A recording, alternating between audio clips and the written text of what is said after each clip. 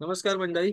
मी निशांत आवळे आणि आजच्या पॉडकास्टमध्ये तुम्हा सगळ्यांचं स्वागत. पॉडकास्टला सुरू करण्यापूर्वी थोडक्यात जरा निवडक उद्यमींबद्दल सांगतो. निवडक उद्यमी हा अ, निवडक अशा धडपडणाऱ्या अशा अर्थाने मंडळींचा ग्रुप आहे. अ, मंडळी ग्रुपचं उद्दिष्ट असं की उत्तरोत्तर व्यवसाय करणं सुलभ होत जावं. आणि अजूनही एक गोष्ट जी जाणवते ती म्हणजे मराठी समाज जो व्यवसायात म्हणावा तितकासा अग्रेसर नाही, तर त्यातील उद्योजक मंडळींना व्यावसायिक ज्ञानाचा एक रिसोर्स उपलब्ध व्हावा, म्हणून आम्ही काम करतो. 11 डिसेंबर 2023 ती 2 महिन्यापूर्वी निवडक उद्यमीला 4 वर्ष पूर्ण झाली. पूर्वीचं स्वरूप थोडंसं आम्ही बदललंय. दर शुक्रवारी आम्ही सभासद मंडळी भेटायचो झूम वरती. इतरांनाही ते अवेलेबल होतं, म्हणजे ते जॉईन करू शकत होते विना मूल्य. पण आता जरासा व्यापक करण्या हेतू आम्ही आता जे विषय आठवड्याभर चर्चिले जातात आमच्या ग्रुपवरती, किंवा मुद्दात गावाच असा आहे की आपल्याला दैनंदिन आयुष्यात, व्यावसायिक आयुष्यात म्हणता येणाऱ्या अडचणी आपण ऍड्रेस करत असतो. आणि ते जर पॉडकास्टच्या माध्यमातून जर इतरांपर्यंत पोहोचलं तर लोकांना मदतच होईल, असा त्याचा उद्देश आहे. म्हणून आता पॉडकास्ट आमच्या वेगवेगळ्या प्लॅटफॉर्म थ्रू आम्ही भेटतच असतो. पण दैनंदिन जे आमचा कनेक्ट आहे तो व्हॉट्सअप थ्रू असतो. आणि ह्या व्हॉट्सअपच्या ग्रुपसाठी जर तुम्हाला जॉईन व्हायचं असेल तर त्याची एक माफक फी आहे, 3540 रुपये वर्षाला. जर असं म्हणतात ना, आपल्यात बदल घडायला हवा तर आपल्या आजूबाजूला तशा मानसिकतेची मंडळी असायला हवी, किंवा आपण त्यांना निवडायला तरी हवं. अ, ह्यावर जर तुमचा विश्वास असेल तर तुम्ही निवडक उद्यमी हा तुमच्यासाठी योग्य प्लॅटफॉर्म ठरू शकतो. तुम्ही आमच्याशी संपर्क साधून त्याबद्दल अजून माहिती घेऊ शकता. अ, ह्याच्याच बरोबरीने आता आम्ही काय केलंय की इकडे आता बरीच मंडळी आहेत त्यांचा 15 20 25 वर्षाचा अनुभव आहे. फार यशस्वी आहेत असं आम्ही म्हणून घेत नाही, पण मग अगदीच नवशिके जे आहेत त्यांच्यापेक्षा काहीतरी टप्पे टप्पे खाल्ल्यामुळे दोन गोष्टी समजतात. त्या हिशोबाने ते ऍज अ समुपदेशन म्हणून लोकांना मार्गदर्शन करण्याचाही मानस आहे. ते आम्ही सुरू केलेलं आहे. तर एखादं सेशन त्याच्यातलं विनामूल्य असेल, आणि नंतर जर ती ऍज अ सर्व्हिस मेंटरिंग स्वरूपात हवी असेल तर आपण निवडक उद्यमीची मेंबरशिपही घेऊ शकतो. विषय आजचा कनेक्टिंग द डॉट्स असं आहे, पण ते एक थोडंसं व्यापक स्वरूप आहे. त्याच्यातले कुठले मुद्दे कनेक्ट होतात त्याबद्दल आणि त्याच्या आधी पार्श्वभूमी काय घडली, म्हणून आम्ही आज ह्या विषयावरती बोलतो. हे मी जरा सौमित्र सरांना विनंती करतो की त्यांनी जरा पार्श्वभूमी सांगावी. थँक्यू. नमस्कार. पहिलं सांगतो की कनेक्टिंग डॉट्स म्हणजे काय आहे की हेच कनेक्शन मध्ये असतं. म्हणजे आम्ही जे बोलतो, पहिली गोष्ट की आता झूम मिटिंग नव्हता, पॉडकास्ट का होता, हा पण कनेक्टिंग डॉट्स मधलाच भाग आहे. की झूम मिटिंग घेताना आम्हाला काय व्हायचं की एक कंपल्शन मोड यायचा की सगळ्यांनी यायला पाहिजे, सगळ्यांनी यायला हवं, जेन्युइन इच्छा, आणि लोकांना सुद्धा कदाचित व्हॅल्यू मिळत नसेल, आय डोंट नो, आपण त्यातनं बोलायला नको फार. परंतु आमचा फोकस ते ज्ञान संवर्धन किंवा आपली व्हॅल्यू ॲडिशन किंवा गुणात्मक बदल आपल्यामध्ये होणार, त्याच्याऐवजी त्या कंपल्सिव्हनेस मध्ये जायला लागलं. मग आम्ही ठरवलं की अरे, आपण जे सतत बोलत असतो तरी सुद्धा माझं निशांचं बोलणं कायम चालायचं विविध विषयांवरती, त्यातनं मीटिंग सोडून. तर मग हेच पॉडकास्ट स्वरूपात न्यावं असं आमचं चालू झालं. म्हणजे ह्या गप्पा ज्या मारायच्या स्वतः एकमेकांची, त्या आपण पॉडकास्ट वरतीच मारूया असं आम्ही ठरवलं. त्यातनं या पॉडकास्टची निर्मिती झाली. तर याच्या जोडीला अजून एक गोष्ट सांगतो की व्हॉट्सअपचा ग्रुप जो आहे ना, मी प्रमोशन या मोडवरती नाही म्हणत आहे की मला काही करून गिरायक हवी आहेत निवडकला आम्हाला, असं नाहीये. परंतु होतं कसं की हे कनेक्टिंग डॉट्स मध्ये एखाद्या मिटिंगला माणूस आला, एखादा पॉडकास्ट अटेंड केल्यानंतर नसेल तर तो त्याला कनेक्शन कळत नाही त्यातलं. पण हा गुणात्मक बदल आपल्यामध्ये व्हावा एक व्यावसायिक म्हणून, अशी इच्छा आहे. आणि मी आणि सध्या बरीच पुस्तकं वाचतोय की वेगवेगळ्या पद्धतीने लोकांनी कसे व्यवसाय केले किंवा काय केले, वर्षानुवर्ष कशी टिकले, त्यातनं प्रगल्भ होत जाणं हे त्यातली आपली प्राथमिक जबाबदारी वाटते एक मनुष्य आणि एक व्यावसायिक म्हणून. तर त्यातच जाणवलेली गोष्ट म्हणजे मी गेले एक पोस्ट केली होती की अनुभव जो आला तो की सहज साध्या गोष्टी कशा कशा नसतात की स्त्रियांच्या जेव्हा गरजा असतात, त्यांच्या शारीरिक गरजा, आता वरती माझी मुलगी एका मॉलमध्ये खरेदी केली आणि तिथे 20 22 मुली होत्या आणि तिला तिचे पिरियड सुरू झाले. पिरियड सुरू झाला, तिने विचारलं, तिच्याकडे दुर्दैवाने नॅपकिन नव्हता. तो कोणीतरी मला पटकन माझा मित्र म्हणला, त्याला काय आपण नेलं पाय बरोबर. अरे कधीतरी नसू शकतो हे समजून गेलं पाहिजे. त्या केसमध्ये तिने विचारल्यानंतर कोणीच हेल्प केली नाही तिकडे, ना कोणी दिलं काढून, ना कोणी सांगितलं की काय डायरेक्शन करता येईल वगैरे. तर हे काहीच होऊ शकलं नाही तेव्हा. सेम टाइम टॉयलेटच्या वरती पण अशीच दुरावस्था आहे. अगदी परवा सुद्धा आम्ही याच्याबद्दल कॉमेंट केलं असताना मनीषा मॅडम ग्रुपवर म्हणाल्या की चला एकदम पेट्रोल पंपावरती तरी बरे टॉयलेट्स असतात. पण बरे असतात की नाही क्वेश्चन आहे. कारण मी परवा येताना, मी आणि स्वाती चाललो होतो, तर येताना आम्ही चाकणच्या पुढे एका पंपावर थांबलो की टॉयलेट आहे तू जाऊन ये. तर ती गेली तेव्हा मेन्स आणि फिमेल टॉयलेट अतिशय घाण परिस्थिती होतं फिमेल टॉयलेट. मग तिला मी सांगितलं मेन्स मध्ये जा, मी दार लावून घेतो बाहेर. म्हणजे अशी परिस्थिती आत्ताही आहे. तर हे म्हणजे पॉलिसी किंवा ट्रेनिंग कशाला लागतं या गोष्टीला, असं म्हणायचं. एम्पथी आपण म्हणतो ना महत्वाची, एम्पॅथी की एम्पॅथी. समोरच्या बद्दल आस्था वाटणे याला कसली ट्रेनिंग लागते. ही मूलभूत मानवी गरज आहे. किंवा रादर ट्रेनिंगमुळे झाकवलं गेलंय का काय, की साध्या साध्या गोष्टी जे आपण गमतीत म्हणतो की जनरल बोगीमधनं प्रवास करताना पटकन या जेवायला म्हणतात लोक. आणि इथे फ्लाईटमध्ये बसलं की आपलं आपलं बसून ते ढवळून खातं आणि जरा धक्का लागला की म्हणतात please take your seat back, आणि हे त्याला ते एम्पथी समजतं. तर हे कुठे हरवत चाललंय का काय याचं? तर ह्या हरवत नाहीये. तर याला जर आपण परत बेसिक्सला आलो आणि जर ह्या गोष्टी साध्या साध्या गोष्टी की माझ्या, की ही ब्रँडिंग आता त्याला वेगळ्या स्वरूपात म्हणतो आपण, पण साधं माझं जर मी एक वुमन वेअरचं शॉप ठेवलंय, तर माझ्याकडे टॉयलेट तिकडे दिलं मी समजा, आणि तिथे लिहिलं की आमच्याकडे स्त्रियांना टॉयलेटची सुविधा आहे, किंवा इथे नॅपकिन मिळण्यासाठी असिस्टन्स दिला जाईल. हे सहज जर आपण एक आपलं प्रथम कर्तव्य म्हणून घेतलं, तर ते मार्केटिंग पण आपोआप होऊ शकतं ना, असं काही लागत नाही.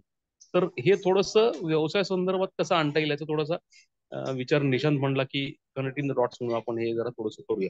त्याने थोडासा अभ्यास स्वरूपात पण मांडलेला आहे. तर मी रिक्वेस्ट करतो निशांतला की हा निशांत सब्जेक्ट पुढे घ्यावा. आणि मध्ये मध्ये मी बोलताना सांगतो आधी की डिस्क्लेमर देतोय, मी बाहेर आहे आता, मी पुण्यात नाही चेन्नईमध्ये, आणि मला एक ठिकाणी बाहेर बसून करावं लागते पॉडकास्ट. तर थोडासा माझ्या मागे काय डिस्टर्बन्स आला तर प्लीज थोडं सांभाळून घ्या. धन्यवाद. Thank you sir. तुम्ही म्हणलात तसं सर की आता हे सगळं आपण काही प्रॉब्लेम स्टेटमेंट, आणि हा सोशल प्रॉब्लेम स्टेटमेंट आहे, नॉट नेसेसरीली काय, पण तो आहे प्रॉब्लेम स्टेटमेंट. आणि जी मूळ मानवी भावना आहे एम्पथी, ही मागे पडते का? कारण सर मी मुंबईत आहे. मुंबईत तुम्ही पेट्रोल पंपावरच्या टॉयलेटमध्ये जाण्याचा विचारही करू शकत नाही, एस्पेशली स्त्रिया. आणि ह्याच्यातून जे जाणवलं की स्त्रियांना मदत करायला पण कधी कधी समोर येत नाही, म्हणजे त्या स्वतः त्या प्रॉब्लेम फेस करतायत ना. आणि त्याच्यातून ज्या गोष्टी जाणवल्या की ह्या 3-4 गोष्टी आहेत, की पाण्याची बाटली ऑफर केली, पाटी लिहिली दुकानाच्या बाहेर की तुम्ही आमचं वॉशरूम यूज करू शकता, टिपिकली स्त्रियांना. आणि हा एक असा स्टेटमेंट आहे की जो सगळ्या पुरुषांनाही येणं ते कारणाने एक्सपिरियन्स घेतो. तुम्ही जेव्हा एकत्र, तुम्ही तुमच्या पत्नी बरोबर गेलात, मी माझ्या बायको बरोबर, मैत्रिणी बरोबर, कोणाबरोबर जात असेल, हे एक्सपिरियन्स येतात आपल्याला. कोणीच का नाही काय करत, आणि मग ती एम्पथी म्हणजे हरवत चालली आहे का असं आपल्याला वाटतं. आता हे सगळ्या गोष्टी साठी फार खर्च पडेल असं मला अजिबात वाटत नाही. आणि पण ह्याचं जर तुम्ही देऊ केलं, कारण त्याची वानवा आहे, जर ते तुम्ही देऊ केलं तर त्याचा डिस्प्रपोर्शनेट अपसाईड आहे. आता हे काहीतरी कुबुद्धीने म्हणून त्याच्यातून पण बिझनेस काढायचा तुम्ही प्रयत्न करताय, अशा अर्थाने लोकांनी कृपया घेऊ नये. पण माझं तेच मत राहिलेलं आहे, मुंबईत राहून कुठल्याही गोष्टी या सहकारी आणि सरकारी या तत्वावरती राबवून जर पूर्ण करायला गेला ना, तर तो इप्सित साध्य होत नाही. त्यामुळे मी म्हणतोय की ही जी गैरसोय आहे ती इतकी आहे की त्याच्यावरून जर कोणीतरी पैसे घेऊन ती सोय पूर्णपणे करून दिली किंवा तो प्रॉब्लेम सॉल्व्ह केला, तर एक मोठा व्यवसाय होऊ शकतो. हा हा मुद्दाच नाहीये. मी एक जस्ट आता सुरुवात केली म्हणून त्याचं एक कन्क्लुजन म्हणून मी हे म्हणतोय. पण कनेक्टिंग द डॉट्स हे 3 वेगवेगळ्या प्रकारे मला मांडायचं आहे की ही ह्या प्रॉब्लेम स्टेटमेंट मधून एक एम्पथी, ज्याला तुम्ही कस्टमर सर्व्हिस ओरिएंटेशन किंवा माइंडसेट पण म्हणू शकता, त्याच्यानंतर येतो तो कन्झ्युमर बिहेवियरचा अभ्यास. एक ह्या सगळ्याचं ट्रान्झिशन मी सांगणार आहे, म्हणून कनेक्टिंग द डॉट्स असं म्हटलंय मी. आणि त्याच्यानंतर जे येतं ते अजून एक स्टेप पुढे जाऊन skin in the game theory. आता हे मी सगळं कसं कनेक्ट केलंय ते मी मांडू पाहतोय. तुम्ही 4-5 गोष्टी सांगितल्या होत्या की जर काही दुकानदारांनी, जे हमर रस्त्याच्या जवळ त्यांची दुकानं आहेत वगैरे, त्यांनी जर छोटीशी पाटी लावली की इथे फिल्टर्ड वॉटर मिळेल, अ, स्त्रियांना वॉशरूम यूज करण्याची सुविधा आहे, बाकी पिरियड्स आल्यानंतर सॅनिटरी नॅपकिन्स, हा तर फार मिस झाला, पण ते देऊ केलं तर नथिंग लाईक इट. हे करायला खूप पैसे लागत नाहीत, लोक करत नाहीयेत. आणि हे केलं तर लोक तुम्हाला लक्षात ठेवणार आहेत. आणि मग आला जो हा हा कस्टमर सर्व्हिसचा भाग आलाय ना. आता तुमचे ते प्रॉस्पेक्ट नसणार आहेत कदाचित, पण 5 वर्षानंतर पण त्या व्यक्तीला लक्षात राहील की मी मुंबई पुणे जेव्हा प्रवास करत होती तेव्हा अमुक एका ठिकाणी एका दुकानदाराने हे देऊ केलं होतं. त्याने काय विचार केला असेल. माणूस वाट वाकडी करून तुमच्याकडे काहीतरी तुमचं प्रॉडक्ट सर्व्हिस घ्यायला येईल. आणि आपण बऱ्याच वेळेला आता आपल्या निरोपच्या चर्चेमध्ये आपण शिकलो की आपण व्यवसाय करताना आधी स्वतःला विकत असतो. स्वतःला विकत म्हणजे काय की आपण किती एम्पॅथेटिक आहोत त्या व्यक्तीबद्दल. आणि ते जेव्हा होतं ना तो माणूस आवडायला लागतो आणि त्याच्यानंतर तुमचं प्रॉडक्ट विकतलं घेतलं. तर हे जे छोट्या गोष्टी आहेत ते जे लोक करत नाहीत ते केलं तर लोक तुम्हाला लक्षात ठेवतील. हा झाला एम्पथी आणि कस्टमर सर्व्हिसचा भाग. तिकडून आपण पुढे येऊया कंझ्युमर बिहेवियर. जे मी म्हटलं आणि मी काही उदाहरणं पण दिली होती जेव्हा मी लिहिलं की सगळ्याच्या मुळाशी काही कोर मानवी भावना आहेत. कुठलंही प्रॉडक्ट आणि सर्व्हिस विकत घेतलं जाण्यामागे लोक त्यांचं वॉलेट उघडून तुम्हाला पैसे देतील. त्याच्या मागे काही कोर मानवी भावना आहेत. एक जनरल टर्म मध्ये जे मी म्हटलं तसं की मिरवणं ही भारतीयांची खास मानवी भावना आहे. आणि मग लग्न समारंभात आपण प्रचंड पैसे खर्च करतो ते का, किंवा ऍपल फोन आपण का घेतो इन्स्टॉलमेंट वगैरे मध्ये, त्याची उदाहरणं दिलेली आहेत. दुसरं मी रिसेंटली जे मला जाणवलं आणि थोडंसं लांबतं असं वाटेल पण मी तुम्हाला ते कनेक्ट करून दाखवतो की हे गरजेचं आहे. आणि ह्याचा अंतरप्रिनर्सनी सांगोपांग विचार करावा त्यांच्या ऍटिट्यूड मध्ये, म्हणून हा सगळा पेटाटो. नुकतंच माझ्या मित्राच्या वडिलांची 75 झाली. त्याने ते सगळं जुळवून आणलं. हॉल बुक करण्यापासून मेनू फायनल करण्यापासून तर लोकांना इन्व्हिटेशन, जुने जाणते ज्याच्याबरोबर वडिलांचे काही संबंध होते, डेली इंटरॅक्शन होतं, म्हणजे मित्रमंडळी, ऑफिस कलिग्स, गावची मंडळी, त्या सगळ्यांना शोधून भेटून त्यांना आमंत्रित केलं. त्यांना गाड्या पाठवून हॉलपर्यंत राहण्याची व्यवस्था केली. त्यांचे बाईट्स घेतले. कुठला प्रसंग त्यांना आठवतो आता 75 वर्षानंतर वगैरे हे सगळं हे रेकॉर्ड प्ले केलं. मग आता जॉईंट फॅमिली आहे, मुलं सुना, त्यांना सासरे म्हणून ते कसे अप्रोच झाले त्याची भाषणं झाली. आणि सरतेशेवटी माझ्या मित्राच्या वडिलांचंही भाषण झालं आणि त्यांनी कृतज्ञता व्यक्त केली जे युजली अशा कार्यक्रमामध्ये होतं. आणि मग बोलता बोलता एका टप्प्यावरती ते म्हणाले की त्यांचा मुलगा माझा मित्र अमर की तो कसं न बोलता काम करत असतो. आणि मी त्याला विचारत होतो की अरे हे कसं जुळून येईल, आणि तो म्हणाला बाबा मी करतो, तुम्ही काही काळजी करू नका. आता हे ते जाहीररित्या बोलले. आणि ऑफकोर्स म्हणजे आम्ही आता जवळचे आहोत तर आम्हाला ते एवढं आवडलं की त्यांनी मित्राने जे काही केलंय त्याचाही एक उल्लेख केला. आता ही जी जाहीर शाबासकी आहे, आणि मला एक शब्द इथे वापरायचा आहे की कळत्या वयातली, आमचं वय वर्ष 40, प्रत्येक आपल्यासारख्या मुलाला ना इच्छा असते सर की माझे वडील म्हणतील की समजा आज मी त्यांचाच व्यवसाय चालवतोय म्हणून की अरे निशांतने तो एक स्टेप पुढे गेला असं जर ते माझ्या अपरोक्ष जरी म्हटलं तरी ती जी हाय आहे ना, ती जी किक आहे ना, ती अवर्णनीय आहे. त्याचा कशाचीच संबंध म्हणजे तुलना करता येणार नाही. असंही म्हणता येईल की माझ्या मित्राला कदाचित हे माहित होतं पण त्या एका हाय साठी तो जगला. त्याने ते सगळं जुळवून आणलं, पैसे खर्च केले, सगळं झालं. आणि नंतर मी अनौपचारिकरित्या बऱ्याच जणांशी बोललो आणि ते म्हणाले हो असं सिच्युएशन असेल तर we will do anything, will move mountains, असं ते म्हणाले. बऱ्याच जणांशी मी बोलतो. आणि हे अशासाठी की मला मग कळलं की हा पॅटर्न आहे की ह्या गोष्टीसाठी लोक काम करायला तयार असतात. त्याने पैसे मोजले आणि मग ह्याची जेव्हा तुमच्या बिझनेसच्या मार्केटिंग कम्युनिकेशन मध्ये जेव्हा तुम्ही लोकांना जाणीव करून देता तेव्हा तुम्हाला पैसे मिळू शकतात. तर कंझ्युमर बिहेवियर, मानवी भावना काय आहेत की मुलांची शिक्षण चांगली झाली पाहिजेत, आई वडिलांना म्हातारपणी रिलॅक्स आयुष्य जगता यायला पाहिजे, तुमचा लव्ह इंटरेस्ट असेल, रिअल इस्टेट तुम्हाला घ्यायचे, हेच कोर इंटरेस्ट आहे. ह्याच्या अनुसरूनच तुमचं मार्केटिंग कम्युनिकेशन असलं आणि तुमचं प्रॉडक्ट त्याला काहीतरी त्याला बूस्ट देऊ शकतं तुमच्या सोशल स्टँडर्ड मध्ये काहीतरी अपसाईड. म्हणजे फॉर एक्झाम्पल मुंबईत बॉम्बे स्कॉटिश मधून शिकले किंवा आता मी काहीतरी एका युनिव्हर्सिटीतून शिकलो इकडे आणि आता मी हार्वर्डला गेलो किंवा आयव्ही लीगच्या युनिव्हर्सिटीमध्ये गेलो. हे काय आहे तर हे सोशल जम्प आहे. लोक 50-50 लाख, 1-1 कोटी रुपये शिक्षणाला खर्च करतात कारण त्यांना माहिती आहे की भावांचा शिक्का बसला की तेवढे रिटर्न येणार आहे. आणि एक सोशल अपब्रिंगिंग पण आहे लोकांना सांगतात. परत ते मिरवणं हाच भाग आला. मिरवणं निगेटिव्ह कॉनोटेशनने नाही म्हणत आहे. ही कोर मोटिवेशन आहे आणि ह्याचा विचार करावा. आता परत मागे घेऊन जातो. आपण जे सुरुवातीला बोललो ते वॉशरूम, फिल्टर्ड वॉटर, नॅपकिन्स, हा प्रॉब्लेम स्टेटमेंट, त्याच्याबद्दल एम्पथी दाखवून एखाद्याने ते देऊ केलं तर तिथून लोक त्यांना लक्षात ठेवतील. मग तुम्ही अ, हा एक भाग झाला. आता त्याला तुम्ही जर कन्झ्युमर बिहेवियरशी संबंधित जर तुमचं मार्केटिंग कम्युनिकेशन केलं तर. आणि तिसरी गोष्ट जी मला आता लोकांना सांगायची, जी मी मला जाणवते गेली 3-4 वर्ष, की इंटरनेटमुळे ना आता तुम्ही खोटं बोलू शकत नाही, कारण फॅक्ट चेक लगेच होतात. हा, क्लासिक उदाहरण, आणि हे थोडस कॉन्ट्रोवर्शियल आहे पण ते चपकल आहे म्हणून देतो. आर डी बर्मन आमच्यासाठी काहीतरी इन्व्हेंटरच होता माझ्यासाठी, कारण माझ्यासाठी म्युझिक कंपोजिंग हे इन्व्हेन्शन आहे. पण काही गाणी ही सपशेल चोरलेली होती, जे आता इंटरनेटच्या जमान्यामुळे आपल्याला समजतंय, है ना. तर हा एक क्लासिक एक्झाम्पल आहे की इंटरनेटच्या जमान्यात तुम्ही खोटं बोलू शकत नाही. कारण फॉर एक्झाम्पल आज अमेरिकेतली मुलं माझ्या वयाची किंवा टीनेज मधली जे कॉन्टेंट बघतात तेच भारतातली मुलं पण इकडे बघतात हे इंटरनेटमुळे शक्य झालं. त्यामुळे जगभर काय चालतं हे आपल्याला माहिती आहे, म्हणून तुम्ही खोटं बोलू शकत नाही. किंबहुना ते एक आता सोशल कंपल्शन झालं आपल्यावरती, की आता आपल्याला जे आहे ते जसंच्या तसं मांडायचं. लोक ते ऍक्सेप्ट करायला तयार असतात. किमान तुम्ही खरं बोलल्याचं तुम्हाला काहीतरी फायदा मिळतो.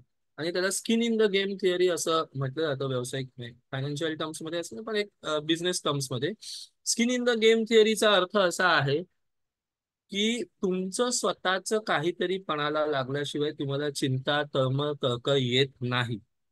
आपण एकदा बोललो होतो सर, एक रुका हुआ फैसला म्हणून जो हिंदी चित्रपट आहे, तिकडे एका मुलाला गिल्टी ठरवून मोकळे होतात, पण तो तसा नसतो आणि एक समिती गठन केली जाते आणि त्यांना चर्चा करायला भाग पाडलं जातं. कोर्टाने ऑलरेडी निर्णय दिलेला असतो, काही त्यांनी बाकी ठेवलेला असतो. आणि मग काहीला चित्रपटाच्या तिकिटी काढलेल्या असतात म्हणून तिकडे जायचं असतं, आणि मग ते ना काही त्याचे फॅक्ट चेक न करता त्या मुलाला दोषी ठरवून होतात. एक व्यक्ती असतो त्या बारांपैकी, तो लोकांना प्रश्न विचारतो की तुमची ही जी विचारसरणी तुमची आहे ती फुलप्रूफ आहे का, ती कशाच्या बेसिसवरती आहे, दुसऱ्या बाजूची शक्यता तुम्ही तपासून पाहिली आहेत का. आणि असं सगळं बोलून एवढाच चित्रपट आहे एका रूम मध्ये, तो पुढच्या 1.5-2 तासाचा जो काही चित्रपट आहे तो सगळ्यांना कन्व्हिन्स करतो की जे तुम्ही म्हणलंय ते 100% खरं नाही, त्याची दुसरी बाजू आपल्याला तपासून बघायला लागेल. ह्याला जे म्हणतात ते skin in the game theory. म्हणजे मीही त्याच्यात आहे. आता त्याचं उदाहरण म्हणून असं की बरीच मंडळी, सोपं, आपण जुनं कधीतरी सर तुम्हीही पाहिलं असेल की हॉटेलमध्ये पाटी लिहिलेली असते की आमचे ह्या हॉटेलचे मालक येथेच जेवतात. आता हे एवढं सोपं स्टेटमेंट नाहीये. ते असं सांगतात आहे की त्यामुळे इकडच्या हायजीनची चिंता आम्हीही करतो आहोत. जे आमचे मालक खाणार आहेत तेच तुम्हाला मिळणार आहे, त्याच्यामध्ये फरक नाही.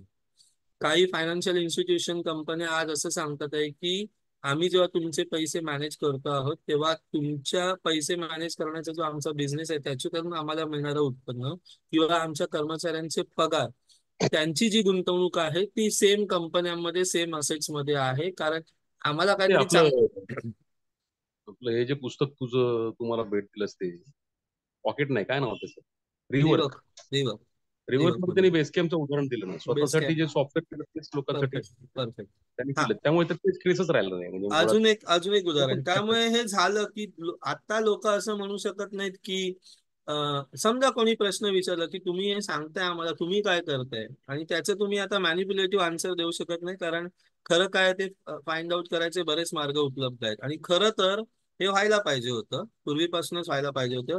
कुठल्याही कंपल्शनने का होईना ते आता होत आहे. तर ती जी skin in the game theory आहे. आता ह्या जर सगळ्या गोष्टी केल्या सर, एक तर अजून एक मला सांगायचं की आपण काय बोलतोय तर ह्या व्यवसायाच्या स्ट्रॅटेजी आणि सॉफ्ट स्किल बद्दल बोलतोय, की नुसतं प्रॉडक्ट 2 रुपयाला बनलेलं 5 रुपये विकणे हा व्यवसाय नाही. तर मार्केटिंग, सेल्स या वेगळ्या मोठ्या स्ट्रीम आहेत, आणि तिथे लोकांना अप्रोच करताना तुमचा ऍटिट्यूड का असला पाहिजे, का लोकांनी तुमच्याकडून विकत घ्यावं वगैरे वगैरे. तर सुरुवात म्हटलं तसं empathy, customer service, consumer behaviour, skin in the game theory. आणि हे सगळं जेव्हा तुम्ही करता तेव्हा तुमचं ब्रँड होतोय. ब्रँड म्हणजे लोगो, फॉन्ट, कलर वगैरे नाही. मी लिहिलेलं की कस्टमर सर्व्हिस म्हणजे काय तर बोले तैसा चालेल. Skin in the game theory म्हणजे काय तर तुमचं स्वतःचं काहीतरी पणाला लागलंय का. आणि आज कंपन्या आहेत त्या समोरून सांगतायत की आमचंही पणाला लागलंय, त्यामुळे आम्ही तुम्हाला फसवण्याची शक्यता कमी आहे, असं. आणि हे जर केलं तर ह्या सगळ्यातून जो लोकांच्या मनात तुमच्या बिझनेस बद्दल, कंपनी बद्दल जो एक भाव तयार होतो, तो खरं तर ब्रँडिंग आहे. म्हणजे हाइन्स म्हणून जे टोमॅटो कॅचअप आहे, तर ते का लोक ते म्हटल्यानंतर लोकांच्या मनात काय येतं, तर हे ठीक आहे, म्हणजे हे फ्री फ्लोईंग काहीतरी पाणी मिक्स केलेलं असं नाही. किंवा रेड बुल म्हटलं तर लोकांच्या मनात काय येतं, की हे एक ऍडव्हेंचर स्पोर्ट, म्हणजे मला 30 फुटावरून खाली उडी मारायची तर कदाचित रेड बुल पियाल्यामुळे मला ती एनर्जी येईल किंवा माझी ती भीती चेपेल. आणि असाच ब्रँड बिल्ड होतो की कुठली एक मानवी भावना तुम्ही ओन करताय. आणि जे तुम्ही सांगितलं तिथून इथपर्यंतची जी जर्नी, जे मी म्हटलं की माझ्या डोक्यात आता ते डॉट्स कनेक्ट होतात आहे की हे गरजेचं का आहे, तर ती एक मला जर्नी मांडावीशी वाटली होती. आपण बाकी तुम्हाला जर काही प्रश्न घ्यायचे असतील तर असं, ते तुमचा काही अनुभव. परफेक्ट. आणि याला धरूनच आमचं ऍक्च्युली मी हेच सांगत असतो की कंटिन्युएशन असतं ना. असं एकच आपण अटेंड केला सेशन किंवा एकच मीटिंगला गेलो तर होत नाही. नंतर फॉलबॅक आपल्यावरती असतं. म्हणून मला संभव वाटतं की कुठले हेच काय, कुठलेही तुम्ही ग्रुपमध्ये तुम्हाला जर त्याचा खरोखर जर तुम्हाला त्याचा एखादा ग्रुप तुम्हाला वावला आणि त्यातनं जर तुम्हाला खरंच काही गुणात्मक बदल तुमच्यामध्ये घडवून आणायचे असतील ना, तर त्या ग्रुपचं सदस्यत्व घ्यायला पाहिजे. कुठलंही असो, आज ग्रुप असं नाही, परत तेच सांगतो की वी कॅनॉट प्रेडिक्ट फॉर 6 महिने, 1 वर्ष की नाही हे काम होत नाही, असं नाही. किंवा अगदी अगदी आम्ही सॅटर्डे क्लब बद्दल सुद्धा म्हणतो, त्याची व्हॅल्यू काय, समजा लोक जास्तीत जास्त लोक भेटणे, तर तुम्ही तसं नाही म्हणू शकत की 1 वर्ष मला सॅटर्डे क्लब मधला बिझनेसच नाही मिळाला. तर ही चुकीची गोष्ट आहे विचार करणं. सॅटर्डे क्लब आता मोठं झालं त्यामुळे त्यांच्या हातात राहिलेलं नाही तेवढं त्यांची व्हॅल्यू टाकणं, समजा काही अडचणी आहे पण बेसिक व्हॅल्यू देतच असतो तो.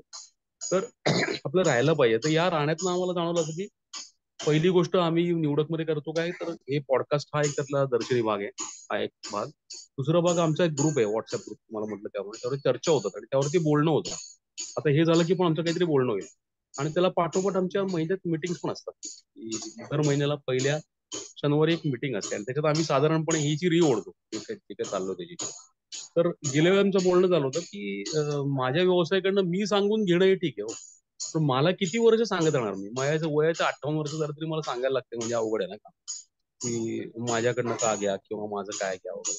म्हणजे मी ऍक्च्युली व्हॅल्यू क्रिएट केलेलं नाही, I am pushing my value, I am pushing my product, not value. Value create नाही झाली. व्हॅल्यू क्रिएट झाली तर लोक आपोआप ड्रॉ होतात. मग तू परवा जे उदाहरण दिलंस मला त्या जांभेकरांचं, है ना, हा, जांभेकर, हा शास्त्री लांबे. आंबेडकर शास्त्री, हा. हम्म. तर त्यांना त्यांची एवढी व्हॅल्यू ड्रॉ केली की तेव्हा दादाबाई नवरोजी पण येऊन बसायचे त्यांच्या वाट्याला. आणि he died at the age of 34 only, right. 34 वर्ष असताना एवढी जर गुणात्मक बदल तुमच्या आयुष्यामध्ये करणार आहे तर तुमचा विचार समोर उभं असताना त्यांनी कधी प्रमोशन केलं त्यांचं, he is never promoted, right. For that matter commercial product मध्ये सुद्धा जर विचार केला ना, तर काय काय येतं तरी हिंदुस्थान लिव्हर कधी प्रमोट करत जातात. ऍडव्हर्टाइजमेंट इज डिफरंट, प्रॉडक्टची ऍडव्हर्टाइजमेंट डिफरंट. पण हिंदुस्थान लिव्हरच्या कधी तुम्हाला माहिती तरी आहे का कोण त्याचा चेअर आहे किंवा काय, हा, वी हो. Don't know, right. आणि आपण केवढं पुश करतो आता, तर त्याच्यापासून जर निदान आपल्या लेवलला, माझ्या मागे जर आवाज येतो थोडंसं, तर आपल्या लेवलला जरी जायचं असेल पुढे छोट्या छोट्या व्यवसाय करून, तरी सुद्धा मला माझी व्हॅल्यू सांगण्याचा सर्वोत्तम मार्ग म्हणजे मी ऍटलीस्ट कुठला एक इश्यू हँडल करतो, प्रॉब्लेम म्हणणार नाही मी, हम्म. कुठला एक अशी गोष्ट हँडल करतो की ज्याला उत्तर शोधतात लोक. साधं वगैरे एक प्रश्न हँडल करतोय. तर त्याच्यावरती आम्ही गेलो बोललो आणि मग यावेळी आम्ही जानेवारीच्या मीटिंगवर ठरवलं, या जानेवारी मीटिंग आहे संध्याकाळी 6:30 मीटिंग असते. तर त्याच्यामध्ये आम्ही ठरवलेलं की आपले वाकडे साहेब त्यांचा प्रॉडक्ट आहे आणि मनीषा मॅडम म्हणून त्यांचे ट्रेनिंग प्रोडक्ट. तर त्या हे सांगायचा प्रयत्न करणार आहे, प्रयत्न करणार म्हणतो मी, की त्यांची ऍक्च्युली कुठली ती इश्यू ऍड्रेस करतो त्यांचा व्यवसाय ऍज सच. तर ह्यांनी सुद्धा हेच होते की मला जर माझं कळलं की मी कुठला ऍड्रेस करतो गुणात्मक बदल म्हणून, तर ते आपण करणार आहोत.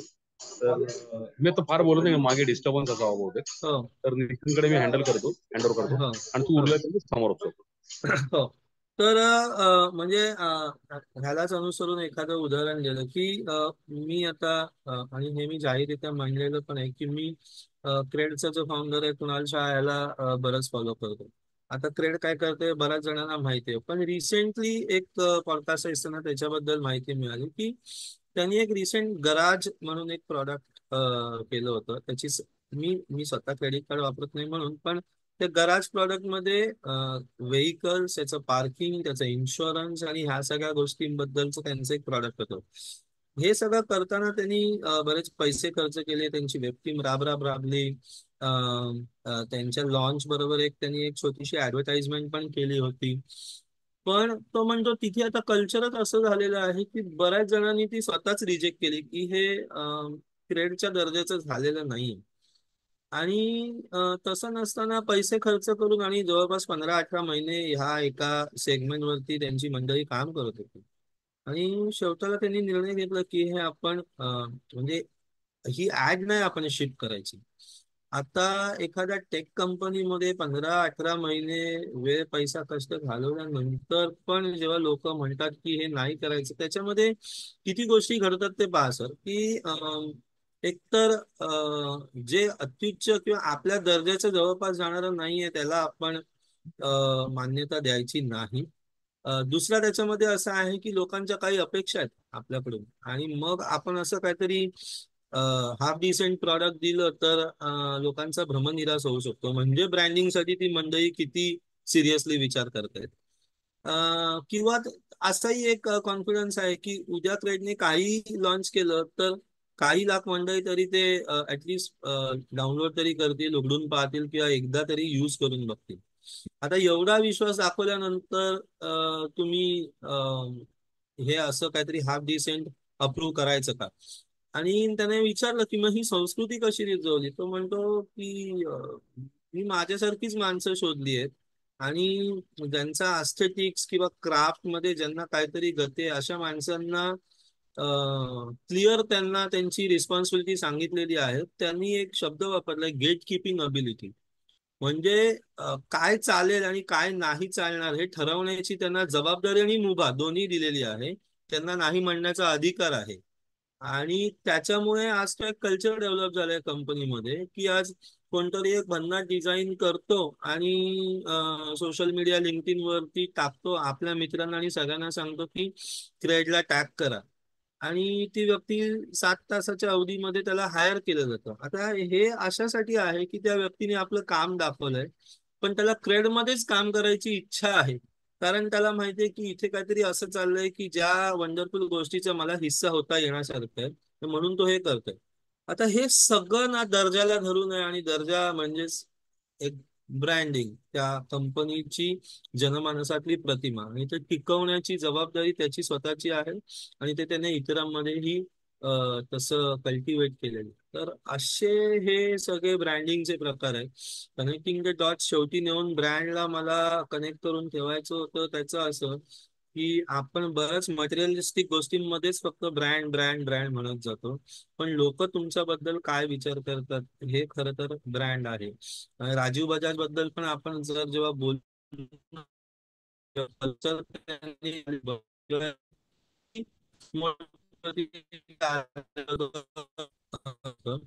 आणि तेव्हाच ऑलमोस्ट स्प्लेंडरचं, हिरो होंडाच्या स्प्लेंडरचं मार्केट त्यांनी बऱ्यापैकी रिड्यूस केलं होतं की एक एक अशी मोटरसायकल जी 150 cc आहे, जी 100 ची पॉवर टच करू शकते आणि जी 45चा मायलेज पण देते.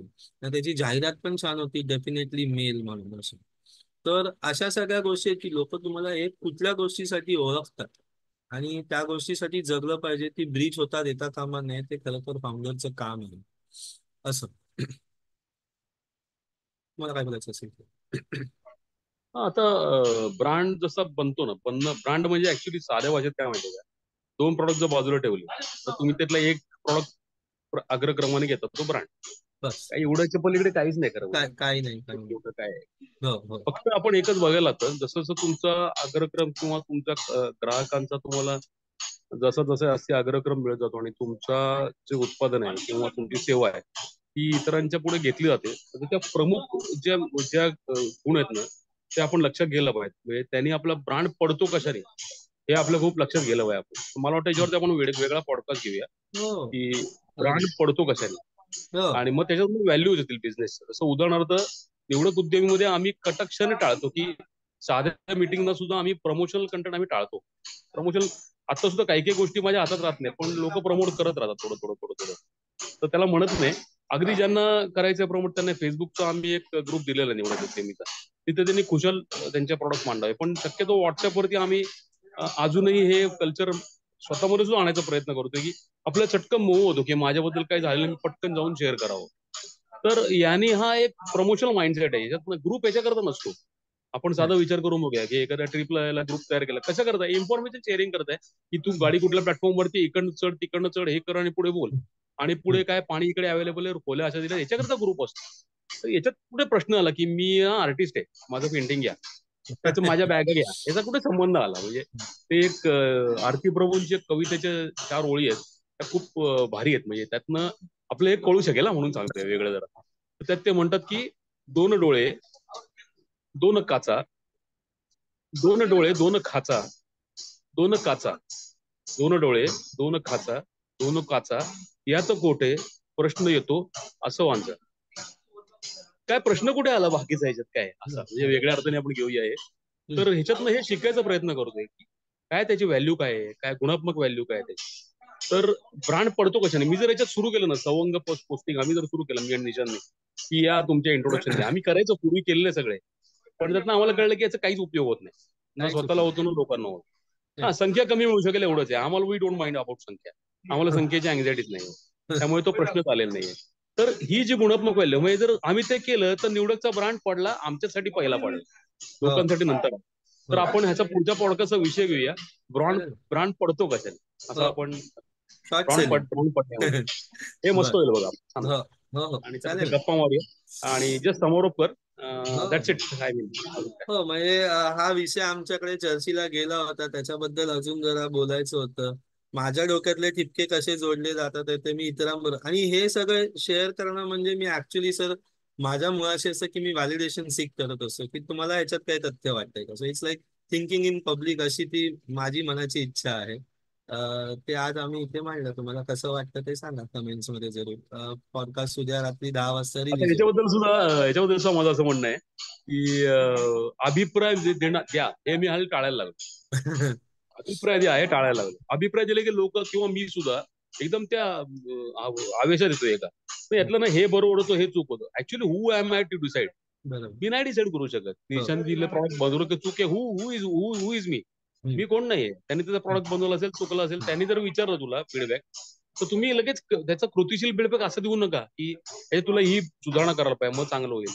हम्म. आय एम नोबडी टू जज दॅट, राईट? ऍक्च्युली हम्म. अभिप्राय द्यायचा नाहीये, पण हम्म. तुम्हाला त्यातला कुठला एक ऍटम बद्दल काही कुठल्या एक गोष्टी जास्ती माहिती हवी आहे का, आपण हम्म. एक्सप्लोर करता येईल का, अजून इथे माहिती अजून जास्ती व्हायला पाहिजे, अशा पद्धती आपण चर्चा करूया. ग्रुपमध्ये अभिप्राय नसतो ना, बरोबर. ग्रुपमध्ये फक्त आपण एकमेकाला सांगतो की अरे हो तुम्ही ते बॅगचं म्हणलं, बॅगचं नक्की काय हो, तुम्ही कसं हम्म. सुचलाव तुम्हाला व्यवसाय, दिस हम्म. Is good, this is a feedback. बरोबर कन्स्ट्रक्टिव्ह. ह्याच्यातली चर्चा पुढे गुणात्मक चांगली जाते, असं बरोबर. असं मला हो. वाटतंय. आता आणि पण एक बदल प्रत्येक थोडासा वेळी करू. होला हो म्हणणं ना काहीच सर साध्य होत नाही, काहीच पाऊल पुढे पडत नाही. उलट कोणतरी की अरे हे मला ना असं नाही वाटत आहे, तुझं काय मत आहे आणि तू मला समजाव किती असं, that opens up the discussion. हा, इव्हन हे म्हणतो असं यांनी वाद संवाद होईल एक वेळ. हा पण ऍक्च्युली प्लेनली जर बघायचं झालं तर नोबडी इज, कोणी कशावरती नाही देऊ शकत फीडबॅक खरं म्हणजे. ते तर आहे. चूक चूक मला वाटते ना चुकती, तुला हो. करताना जाणं दिलं हे आहे प्रोसेस मधला भाग आहे. बरोबर. तू काय म्हणशील आज सुनेला विचारावं, सासूप्रमाणे लोणचं नाही झालं तर मी हम्म. म्हटलं अरे आईसारखं झालं नाही तुझं, बायकोला म्हणलं ठीक आहे आता पहिला प्रयत्न केला, बरोबर हम्म. आहे. हम्म. तिच्यासाठी काय आहे, ते तिसऱ्या माणसाचं करणं आहे आणि तर तसं करणं आहे. किंवा बरोबर. साधारणपणे अजून एक विषय याच्याबद्दल बोलला होतो मी नेहमी, की फॉरेन मध्ये आम्ही गेलो होतो ना, तिकडे रस्त्यावरती अशी स्वच्छ असते, लोक जबाबदारीने टाकतात, हे करतात ते करतात, आपल्या इथे कुठेही थुकतात काय करतात. तर मी लोकांना सांगतो अरे ती कल्चर जी आहे ना, संस्कृती, ते त्यांच्याकडे वर्षानुवर्ष ती संस्कृती पाळली गेली आहे. हम्म. आपल्याकडे वाड्या वस्त्यांचा देश होता आपला, हे लक्षात घ्या. आपल्या याची हम्म. गरजच पडत नव्हती, आपल्याला गरज पडत नव्हती. आपण ज्याला सार्वजनिक वेगळा संकेत मांडतो की उघड्यावर संडासला बसून, हे आपल्याकडे कल्चर होतं. बिकॉज ऑफ दॅट त्यातनं कमीत कमी तुमची यंत्रणा लागून नैसर्गिक चक्र वापरलं जातं. कारण तेव्हा त्या वाड्या वस्त्या होत्या. आता एवढं मोठं शहर झाल्यानंतर ते शहरच्या शहर अख्खं बसणार नाही संडास रस्त्यावर. बट हे चेंज आहे, त्यामुळे आपण नाही असं कम्पेअर पण करू शकत नाही की तिकडे असं आहे ना म्हणून आपल्याकडे असे आपण हम्म. तसं व्हायला पाहिजे. Again we are started to compare it ना, असं नाही येते. एनिवे, गुलामी बरेच विषय आकर्षण लांबवत असा शब्द आहे तो. मग आपण हा, ठीक जसं ज्या आहे. तसं करायला पाहतो हे ते वेस्ट मध्ये किंवा त्यामुळे आपण एक बघ्याच्या भूमिकेत किंवा अरे ही नवीन लिस्निंग आहे, काहीतरी काहीतरी चाललंय इथे. आता इथे हम्म. हॉटेलमध्ये सुद्धा आमच्याकडे मला इंटरनेट कनेक्शन नाही मिळालं, तर पहिले मग तक्रार मोड होता ना, तर मी कन्झ्युमर आहे असा माझा मोड आहे ना, मला हे मिळालं पाहिजे. देन आय स्टार्टेड, अरे एवढं नाही मिळालं तर काय झालं मोठं यार, इट्स ओके. 2 दिवस मला फ्री मिळालं, let see how to optimise. हम्म. ऑप्टिमाइज पण चुकीचं आहे, म्हणजे कसं त्याचं मी छान वापर करू शकेन. ही स्थिती कधीच नाही मिळाली. ही सिच्युएशन हम्म. नवीन. बरोबर. चला म्हणजे हे पण नवीन शिकायला काहीतरी आयुष्यात, काहीतरी रिचनेस वाढणार आहे माझ्या. येस. एनिवे चलो, तर आपण ओके. पुढचे हा विषय घेऊया. हो. आणि थँक्यू. जरूर. शनिवारी आपली मीटिंग आहे हो. याची, निवडक उद्यमीची, शनिवारी संध्याकाळी. ही डॉक्टर तेलंग यांच्या ऑफिसला असते, पेरू गेट पुणे येथे. कोणाला यायचं असेल तर त्यांनी कमेंटमध्ये टाका किंवा काही कॉन्टॅक्ट करा. No problem. थँक्यू सो जरूर. मच. ओके. थँक्यू. भेटूया.